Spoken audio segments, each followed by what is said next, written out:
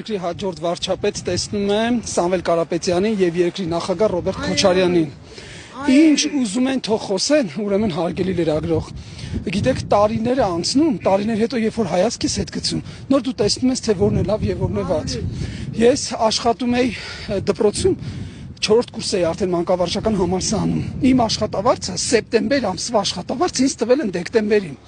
Լևոն Տեր-Պետրոսյանի ժամանակ, երբ Ռոբերտ Քոչարյանն եկավ, հունվար ամսից ես սկսեցի ամեն ամիս ստանալ աշխատավարձ։ Բա որ այտենց իրանք ամեն ինչ հասկանում էին, այդքան լավ էր։ Ինչի՞ էի սպասում Արցախից, որ Ռոբերտ Քոչարյանը գար։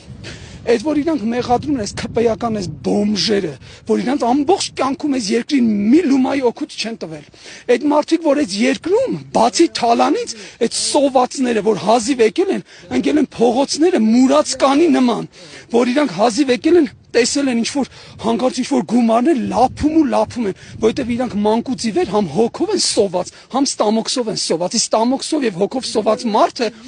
երբեք չի կարող նախ առաջինը ինչ իրան օգուտ տա, մի հատ էլ երկրին օգուտ տա։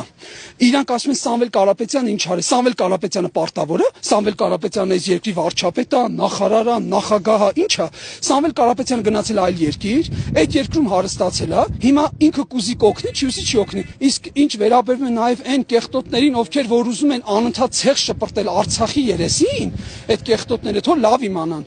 Առանց Արցախի չկա Հայաստան։ Դա ոչ թե ես այտենց ուզում եմ, որ վաղը չլինի Հայաստան։ Դա փաստ է, մենք դա լավ տեսնում ենք։ Եվ տեսնում ենք, որ առանց Արցախի թուրքը մտելա ոչ միայն Հայաստանի տարածք, այլև պղծում են Ծիծեռնակաբերդը, որովհետև մեր միակ թիկունքը, մեր միակ շնչառությունը, մեր միակ թոքերը դա Արցախի հանրապետությունն է։ Հիմա իրանց դուր է գալիս, դուր չի գալիս, ես թքացում եմ իրանց վրա։ Ու թող լավ հիշեն, հիմա տեսեք, Մարտունիում եք, ճիշտ է։ Մարտունիում կա 3 դպրոց անիջան, ձեր անունը անի է, ճիշտ է։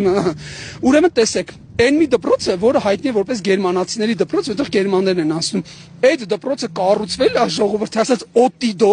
Քոչարյանի ժամանակ։ Մյուս դպրոցը, որը որ ավագ դպրոցն է, կառուցվել է Սերժ Սարգսյանի ժամանակ։ Այն մյուս դպրոցը գնացեք տեսեք ինչ վիճակի մեջ է։ Ասում են բան չեն արել։ Այս արևմտա պոռնոները կներեք, ստանալով գումարներ այդ սիոնիստական ռեժիմից, բացելով հասարակական կազմակերպություններ, լվացին բոլորի գլուխը, առավոտից իրիկուն քարոզեցին, որ վայ Արցախը տանկ պրծնենք, Արցախը տանկ պրծնենք։ Մի քանի հազար ներողություն Արվա բոզի էլ դա սովորեցրեցին, սրանք էլ եկան փողոցները ծափտվեցին, թե մենք տանք կպրծնենք։ Այսինքն, այդ ոնց է լինում, որ թուրքը պատմություն չունի,